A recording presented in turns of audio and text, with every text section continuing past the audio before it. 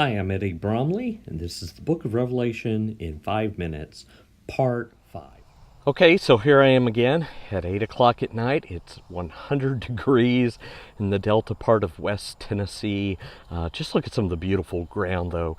I live in one of the most beautiful places in the world, and I just wanted to see some of that scenery. We talked about what type of literature the book of Revelation is. We talked about the author. Now let's talk about John's experience, this ecstatic, supernatural, mystical experience that John had. What are we to make of it? Well, first of all, it has been something that has happened to certain individuals throughout Judaism and Christianity. Isaiah, Ezekiel, the Apostle Paul, Catherine of Siena, Padre Pio, Thomas Aquinas, just to name a few people, Francis of Assisi. But here's what I want to say about the experience that John had. First of all, the reason John was listened to by those in his community was not because he had an ecstatic experience. There are a lot of folks who claim to have supernatural experiences, mystical experiences, who then mislead, abuse, exploit the people that they're leading. I want to refer to two books. Ben Witherington's Conflict in Community commentary, and John Wesley's On the Nature of Enthusiasm, which can be found in any standard collection of his sermons. Conflict in Community by Ben Witherington, and John Wesley's work on enthusiasm. Enthusiasm meant in the 18th century what fanaticism means today, and John Wesley wrote a lot about the problems of fanaticism. And to paraphrase him quite loosely, he said, I don't care how high you jump on Sunday. I want to see how straight you walk on Monday. The proof is what kind of person they're becoming as a result of any kind of ecstatic experiences they might have.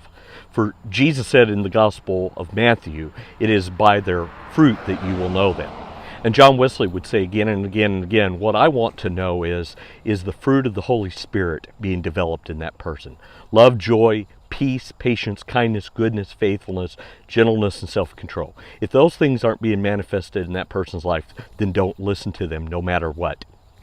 Writing to the church in Corinth in the book of 2 Corinthians, Paul was writing to a group of people who were very impressed by folks who had ecstatic, supernatural experiences. And Paul says, you know what? I've had an experience that blows all those others away, but that's not why you should listen to me. You should listen to me because I'm a broken vessel through whom God's strength and grace is being manifested. That's why you should listen to me.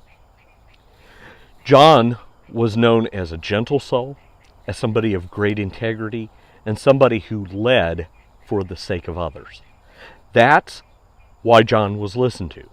He was also listened to, of course, because he was part of that apostolic witness, those 500 eyewitnesses. None of us can claim that, even someone as great as Thomas Aquinas.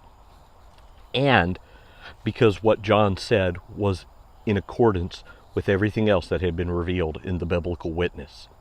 And so when you see people like Benny Hinn, you see someone like Kenneth Copeland, whose lives are clearly about selfishness, about amassing a fortune, about exploiting people for their own good, you can be sure that what they're saying is not true.